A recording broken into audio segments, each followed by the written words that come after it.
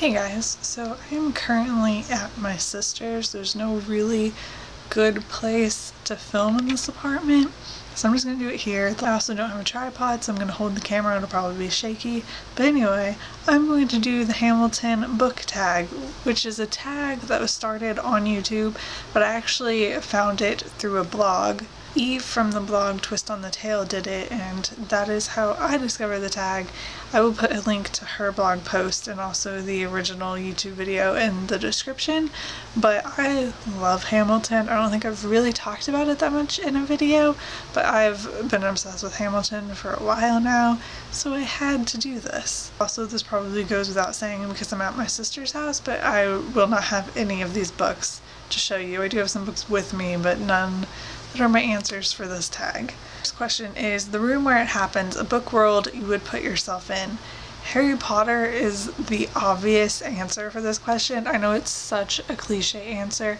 Everyone wants to go to Hogwarts, but I really want to go to Hogwarts, and I would choose to go there over any other fictional world. It would be better if I could go after Voldemort is dead, because I would rather not go during a war. Nothing can beat Harry Potter when it comes to universes you would want to live in. Tyler's sister's an underrated female character. I'm going to choose Joanna from the Hunger Games. Actually, I want to film a whole video about Joanna and how much I love her as a character. I read Catching Fire and really liked Joanna, but didn't pay that much attention to her. And then I read Mockingjay and fell in love with her. Then I wrote a Gale Joanna fanfiction. I shot a character that goes after what they want and doesn't let anything stop them. Funnily enough, I had a hard time coming up with an answer for this. I think it's because that's a lot of main characters. I feel like that's a very main character-ish sort of trait to go after things you want. Not 100% of the time, but a lot of main characters have that trait.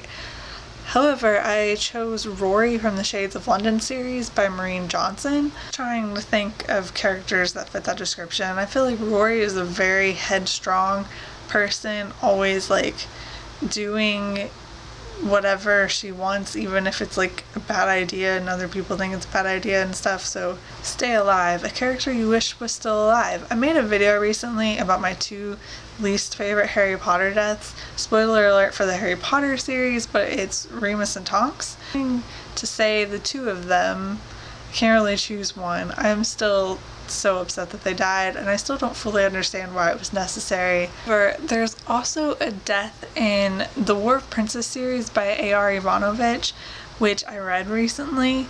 I don't want to spoil it. I feel like it's a self-published series, and I feel it's far less likely anyone's read it than Harry Potter. The death in the last book of that series that affected me more than a character death had for quite a while, I feel like, and I still really wish that it hadn't happened. The most heartbreaking relationship you've ever read. This was actually really hard for me. I feel like I don't typically read sad books. They're not what I reach for. I don't want that. I'll read a lot of sadder books that I end up liking, but I would rather read something that has not necessarily, it doesn't have to be a happily ever after overly joyful thing, but I would rather read something that doesn't end super sad. So I had a difficult time with this, but I'm gonna go with Hazel and Gus from The Fault in Our Stars. I feel like that's the most cliche sad book that I could go to, but it's probably my favorite sad. Well, I don't want to say that. There are probably others, but I feel like it's my favorite sad book that has a significant amount of romance in it. I feel is a good way of saying it, because most of the other sad books I could think of that I either have very little or no romance. So I'm going to say Hazel and Gus. You'll Be Back. Sassiest villain.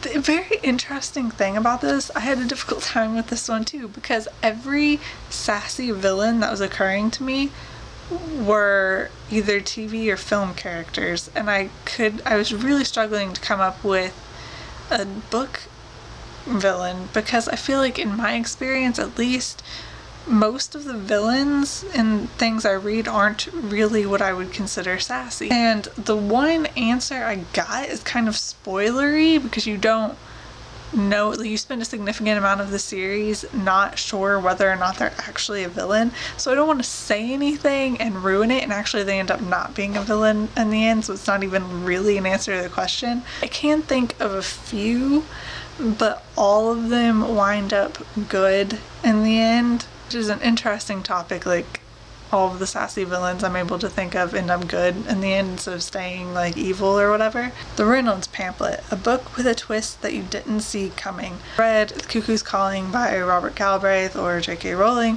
recently. It took me a long time to get around to it, but oh my god, I loved it so much, and I for the life of me figure out the ending of the book. I was trying so hard the entire time to take in all the clues and figure out the answer to the mystery, and I could not do it. And I feel like it had been a long time since I had felt so clueless about the end of the book, because I would think I had everything figured out and then I was completely wrong. And I'd realize like 5 seconds later that no, there's something else going on here. I'm not completely right, at least, and then even more would happen, and I could not figure out the ending, and it was amazing. Nonstop, a series you marathoned. Interestingly enough, I don't do this that often. I tend, because I'll buy the first book and I don't want to buy the second until after I've read the first and liked it, so I tend to not marathon complete series. But the War of Princes series by A.R. Ivanovich, which I already mentioned in this video, all 4 books were on NetGalley, and so I downloaded all of them because it sounded interesting, which is one of the best decisions I've made in like the past year. I marathoned it. Basically, I read some books in between, but I read the entire series in the span of like 2 months or something. I loved that series. I loved it so much. Satisfied, favorite book with multiple points of view. Actually, POV switching typically puts me off a book. I don't tend to like it, generally speaking. There are exceptions. There are some exceptions that are like really big favorites of mine, but generally speaking, I don't like POV switching. It is better when the book is in third person. I really cannot stand switching point of view when it's in first person, which I feel like is a bigger thing that fan fiction does. I think I'm going to say something like The Mortal Instruments, where there is point of view switching, but it's definitely not first person, and it's definitely not something like one chapter in one character's point of view and one chapter in another's, because that it tends to not be something I like in a story. Who Lives, Who Dies, Who Tells Your Story, a book/series you feel will be remembered throughout history. Just guess what I'm going to say for this. My answer is definitely Harry Potter. It has to be. I thought for a second, since I already answered Harry Potter the first question, that I would come up with something else, but I can't. It's Harry Potter. If there's one book that has been released in the 22 years that I've been alive so far that would go down as a classic in future generations, I feel like it has to be Harry Potter. It should be Harry Potter. If it's not, I'm going to be very angry, although I'll probably be dead. There's just no other book that I feel that strongly about, so I have to say Harry Potter. That is all the questions. I'm not going to tag anyone specifically, but if you want to do this, feel free and let me know that you did, because I would love to check out your answers, and I will see you guys later. Bye.